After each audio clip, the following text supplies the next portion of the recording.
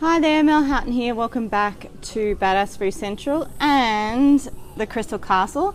I'm seated here between two very lovely, beautiful amethyst statues. Apologies for not knowing the right terminology there, but I just like the crystals. I'm not a crystal expert, but I love coming here.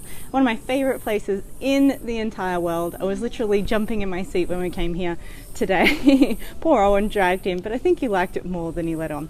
Anyway, to this week's video. This week we are talking about the difference between resistance and being low vibe. And I wanted to bring this one up, and I do share this one quite regularly and quite frequently because we are really at a stage, and it's a beautiful place to be sharing this. We're at a stage in humanity where we're really starting to, not just individually, but globally shift our perspective a little bit around, and our old ways of being that don't serve us are becoming more and more transparent. And we're just either saying, look, this doesn't work anymore. A lot of things that used to work aren't working anymore, or we just like, it's just not fulfilling me the way it used to. We're experiencing a real big shift. And the old way of doing things, especially fear-based realities, are losing their potency really, and we're seeing through them a lot clearer to what's really true, right? So we can either be along this ride, we can either ride the wave, or we can try and fight against it. But it's happening, and it's not even in any one individual's control. This is happening on a planetary level. This is happening on a galactic level. So it's a pretty cool time to be alive. So congratulations for incarnating, as we say, in this time. And the difference between resistance and low vibe, because if we're used to listening to the voice in the head, it can be very sneaky and convince us that it is your truth, even when it's the ego. So identifying, or even like sort of navigating your journey to awareness and raising your consciousness, your frequency, your vibration, stepping out of the ego and into your true self, all of these things can be tricky because the ego don't like change. So it can masquerade and it can hide in places and do all sorts of things. So if you're committed to a spiritual path, if you're committed to growing and becoming the highest vibe version of yourself, choosing love, not fear, transcending the ego mind, coming back to your authentic self, then stay tuned. So one of the big differences that people get confused with as they walk this path is which is resistance and which is a sign that you're going in the wrong direction, right?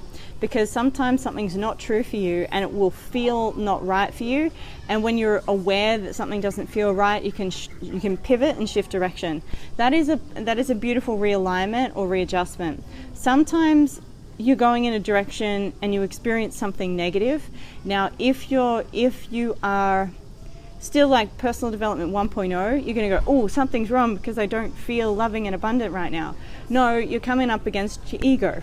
Okay, it's just the darkness coming out. Remember, we're here to learn from both the positive and the negative. Personal development 2.0 is embracing the light and the dark within yourself. So if you've come far enough along this path that you know that sometimes the law of attraction works, sometimes it doesn't, you know there's a little bit more to the equation, right? So this is about that next level and what it really takes and what's really required, all right? So when you bump up against resistance, it doesn't automatically mean that you're going in the wrong direction, all right? So the key thing there is to have enough awareness and reflection within yourself to check in if this path is really true for you. Now, you can't listen to your head for the answer, because if it's really your ego and your ego doesn't want you to go in the direction you're going in because it doesn't want you to live your life path, then you're going to be misled by that voice. So the key when you're asking yourself, is this really true for you? Don't listen to the stuff that's coming from here.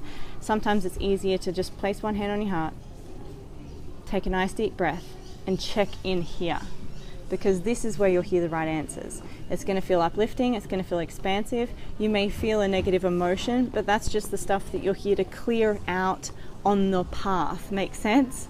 We're here to learn and grow from both the light and the dark. So if you're experiencing a negative emotion, check in with your heart, not your head. Is this path really true for me? And if it is, then congratulations, you've just bumped up against the stuff that you're here to move through, learn from, and release on your journey, as opposed to going in the wrong direction. All right, so listen more from your heart than your head on your journey, and you're going to be able to, well, clearly decipher whether you're listening to your truth or the ego mind. And it's becoming even more insistent and even more important that we listen here in our hearts rather than listen in our heads. So be on the wave, not trying to chase it, and choose it now, because this is the real time, especially 2017. This year things are ramping up energetically, so be on the wave, not just trying to catch it. All right.